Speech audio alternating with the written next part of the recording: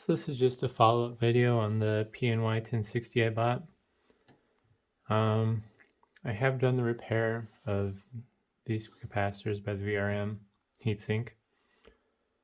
I have decided to skip on the smaller ones just because I couldn't easily source them. Probably could if I was willing to dig through like Mauser or DigiKey, but I'm kind of lazy. I bought the capacitors on eBay. I'm not sure whether or not they were all bad or not, so I just replaced them all. I also probably should have run maybe multiple benchmarks before replacing them just to see, because after I replaced the capacitors that I did, the card now has a 30% higher score on Unigine Heaven benchmark. Overall, though, it was a success. It was pretty difficult getting the original capacitors out. These have a lot smaller leads than I'm used to. I tried to make a video on me doing the actual repair, but it took me an hour and it was just mostly me rambling, saying it's nothing really worthwhile and struggling to get these capacitors out. It took a lot longer than it should have, but I will zoom in to the capacitors I removed. See if I can show a good shot of them. So it might be hard to tell. See if I get the right angle. Figure out how to hold them. The bottom of this one's sticking out just a little bit. The top's rounded compared to the ones I replaced them with.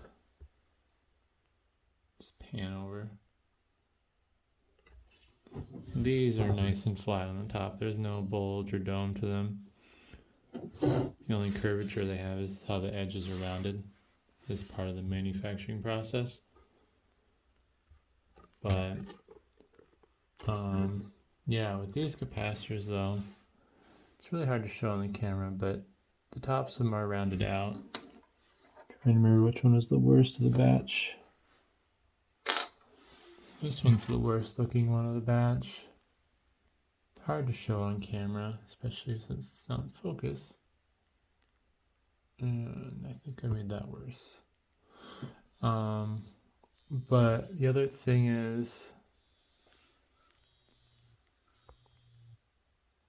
you can really tell in this one that the bottom's poking up. And I believe these are bottom vented. One thing I haven't tried, and probably won't try too aggressively, is poking and prodding. Not prepared, not have my screwdriver. I think it'd be interesting to tear one of these apart. There's probably videos of somebody taking apart one of these newer solid state capacitors.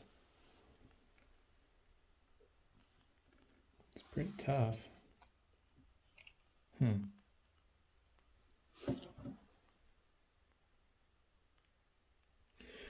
But yeah, I don't know. I did the repairs that I felt were necessary.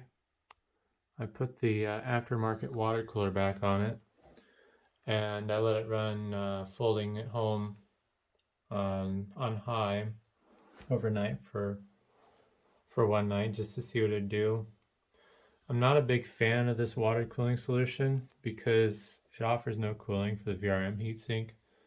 So this heatsink was fairly hot after running under a decent load for about 18 hours.